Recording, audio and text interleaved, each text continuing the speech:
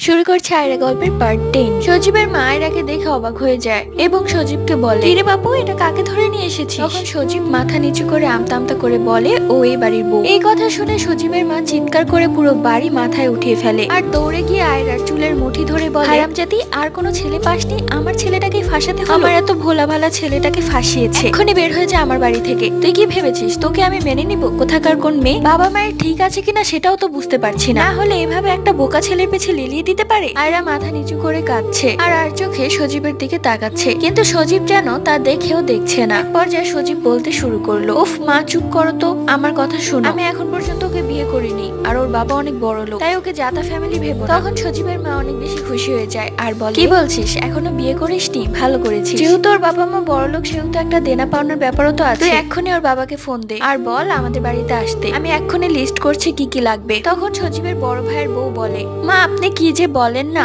ওর গা দেখেই তো মনে হচ্ছে কোনো বস্তি বাড়ির মেয়ে।" তখন সজীবের মা চোখ গরম করে বড় বউয়ের দিকে তাকায় আর চোখের ইশারায় চুপ থাকতে বলে। এদিকে আয়রা ভাবছে কিভাবে কোন মুখ নিয়ে সে তার বাবাকে ফোন দিবে। তার বাবাকে যদি এখন সে ফোন দেয়, হয়তো তার বাবা তাকে মেরেই ফেলবে। সবার কথার মাঝে সজীব বলে, "অনেক দূর থেকে আর অনেক জার্নি করে এসেছি, আমাকে একটু রেস্ট নিতে দাও।" সজীবের মা আয়রাকে বলে, "যেহেতু তোমাদের বিয়ে হয়নি, সেহেতু তুমি আমার ছেলের সাথে এখন থাকতে পারবে না। তুমি রান্নাঘরে ঘুমাবে যতক্ষণ পর্যন্ত না বিয়ে হয় আর তোমার বাবা যৌতুক না দেয়।" আয়রা কি করবে ভেবে পাচ্ছে না, তার বড্ড ক্ষুধা পেয়েছে। সজীব একটা বার তাকে খাবারের কথা বললো না, একা একা নিজের রুমে চলে গেল, আমার দিকে একবার তাকালোও না। এই ফ্যামিলিতে আমি নতুন, তার মধ্যে ওর মা আর ভাবির যে ব্যবহার, এখানে মানিয়ে নেওয়া খুব কষ্টকর। আয়রা রান্নাঘরের দেয়ালের পাশে হেলান দিয়ে বসে পড়ে, কেননা সে অনেক বেশি ক্লান্ত। তখনই সজীবের মা আয়রার কাছে এসে এক ধমক দিয়ে বলে, "এই ছোট লোকের বাচ্চা, তুই এখানে বসছিস কেন? তোর শরীরে এত নোংরা, এ নিয়ে আমার ঘরের মধ্যে বসছিস? ছাদে একটা বাথরুম আছে, সেখানে গিয়ে গোসল করে আয়, তারপর রান্নাঘরের কাজ করবি।" আয়রা ছাদে গিয়ে দেখে একটা বাথরুম আছে, বাথরুমটা খুব নোংরা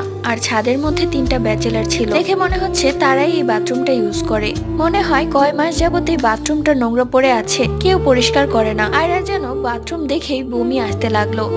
সেই বাথরুমে গোসল করে বের হয়। বের হওয়ার সময় দেখে সেই 3টা ব্যাচেলার আয়রার দিকে খুব খারাপ নজরে তাকিয়ে আছে, যেটা দেখে আয়রার খুবই অস্বস্তি লাগছিল। কোন রকমে ঘরের ভেতর চলে আসে আয়রা। ঘরে ঢুকে দেখে এক বৃদ্ধা মহিলা বসে আছে। কথা শুনে বোঝা গেল এটা তাদের প্রতিবেশী। বৃদ্ধা মহিলাটি আয়রাকে দেখে সজীবের মাকে বলল, "কি গো, এই মেয়েটা তোমাদের কে হয়? আগে তো কোনোদিনও দেখিনি। মেয়েটা তো ভারী মিষ্টি দেখতে। গো, বললে না তো ছেলের বিয়ে করিয়ে ফেললে নাকি?" তখন সজীবের মা ঠাট্টা করে হেসে বলে, "এস ভাবি, আপনি কি যে বলেন না, ও আমার ছেলের বউ হতে যাবে কোন দুঃখে? ও তো এবারের নতুন কাজের বুয়া।" তখন সে মহিলা বলে, "কি বলছো? কাজের বুয়া? তা কোত্থেকে পেলে গো? আমাকে একটা জোগাড় করে দাও না। দিও মাসে 3000 টাকা, ও তোমার বাড়িতে গিয়ে সব কাজ করে আসবে, সমস্যা নেই।" পরবর্তী গল্প।